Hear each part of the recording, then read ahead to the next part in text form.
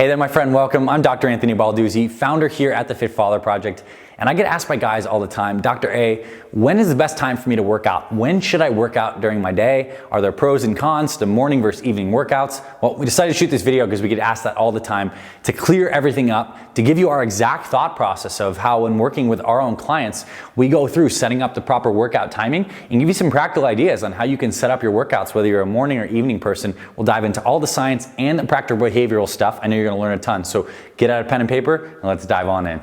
All right, so the first step to looking at when should you work out is actually not to look at any of the biological factors about certain hormones being higher at certain times of the day. The first thing you need to ask yourself is when is it most convenient in your schedule to work out? Period. Most important thing, because the marginal gains from playing around with the timing of your workout are so negligible relative to the fact that the biggest thing with workout is consistency. So when is going to be the most behaviorally sound time for you to work out? Are you a morning person with a busy schedule? And do you know that if you do not get the workout in before you leave the door in the morning, that it's not going to get done? Because work stuff's going to happen, family stuff's going to happen, the workout won't happen. So if you answer yes to that, morning workouts are essential for you. So you got to build that habit. Vice versa, if you're a person that doesn't like to work out in the morning, likes to have a lot of productive morning work, doesn't want to do the exercise, and works and just feels better and more awake and working out right before dinner, then that's your time. But you need to actually pick the workout time that's best for you. I do not care, we're going to cite some of the science, but I don't care the fact that testosterone is marginally higher in between the hours of 10 and noon. That effect of having a little bit higher testosterone just pales in comparison to what's going to be the most behaviorally sound time for you long term. So it has to start with schedule. What's your schedule? What's going to be the best, most consistent time for you long term? And I want to say this is one of the best things we do here at the Fit Father Project is we teach guys to treat their workouts like meetings. Like every Sunday, you look at the calendar, when are my scheduled workouts? And you put them in your calendar like meetings. And you get them done like meetings. And if they're missed, they get rescheduled like meetings. When you start to approach your workouts like that, then it's going to be a lot more effective for you to be sustainable long term and to make ongoing progress. That being said, we'll discuss a couple of these different workout setups and some advantages. We'll start with the morning. Morning workouts are great for a lot of reasons. Particularly if you're a busy person, you can get up, rehydrate immediately in the morning with around 20 to 32 ounces of water, and then go hit the gym. And I do recommend that there are some benefits to working out fasted in the morning. And in the morning, we do have certain hormones that do make it easier for us to burn more fat. So in the morning, naturally, cortisol is highest.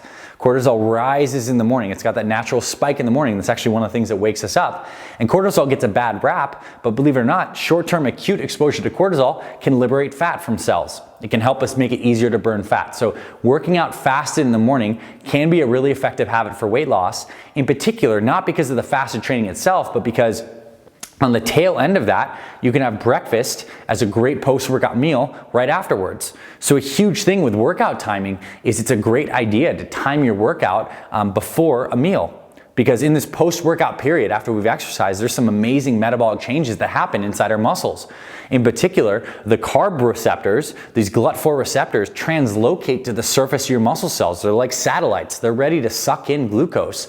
Those become overexpressed on your muscle cells, and the receptors in your fat cells, they go under the surface. So you have the perfect storm to eat carbs and recover without it really getting stored in fat. Great time to have post-workout nutrition. So workout before breakfast, huge, really great time. And if you are training in the morning and your goal is muscle building, then taking some branched chain amino acids before your exercise can help buffer the muscles.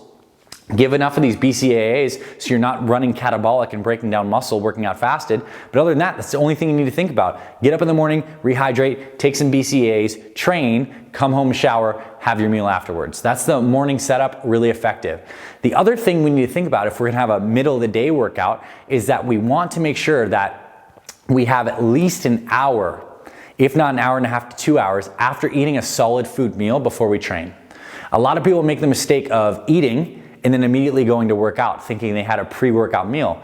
The fact of the matter is that digestion takes some time, and it takes certain foods have different transit times through the GI tract, but oftentimes if you eat a big meal with animal proteins and some fat, that meal is going to stick in your stomach for at least 30 minutes. Then it's going to take another hour or two before it's really moving through the small intestine, large intestine, and getting absorbed. And the problem is that digestion takes energy. It takes the parasympathetic branch of your nervous system to rest and digest, whereas exercise uses the sympathetic branch, the fight or flight, where it increases your heart rate, gets those muscles pumping and pounding. And the problem is if we just eat and we need the parasympathetic rest and digest, and then we go immediately to exercise, we're not even using the food that we ate. We're just kind of shutting off digestion and trying to get our body to go exercise. So making sure you have enough time before your meal, or after a meal, you should say, before training is essential. So a good thing to do, again, with timing, is to have your breakfast sometime around 8, and then maybe have a snack if you need it, but not necessary, around 10, and work out sometime around 11 or noon, and then have lunch right afterwards. So that's kind of that lunchtime setup where you make sure you have at least an hour and a half after you eat to rest and digest, and then train, and then have lunch afterward. But a key pattern I want you to notice, it's always good to have your workout, have the meal afterward. Have your workout, meal afterwards. So either shove that workout right before breakfast or right before lunch. Great time to do that. Now, the final thing I would say is the dinner setup. It's ideal, if possible, to have that afternoon snack around 3 to 4 p.m., train, and then have dinner afterward. Again, post-workout nutrition, you get the benefit of that insulin sensitivity in the muscles, the nutrient receptivity. You can really suck up those carbs you might have during dinner. You have a little more leeway with the food you eat. So consider doing that. Having that post-workout meal, working out right before dinner, having dinner as a post-workout meal, another great timing. But if your schedule totally demands that you exercise after dinner, it's just you have kids, you have a busy schedule, you can still pull that off too. How I'd recommend you time that is you have dinner, let's say around 7 p.m. You make sure you digest for around an hour to like 8:30. Then you go train, and then for post-workout, you have a protein shake with some fruit and some creatine monohydrate. So that would be your post-workout meal in that sense. So that's what I recommend you do with a couple different meal timing setups. But again, the big message here, we need to find what fits your schedule. So that's why I want to go through a couple different schedule setups so you can kind of cherry pick which one's going to work best for you.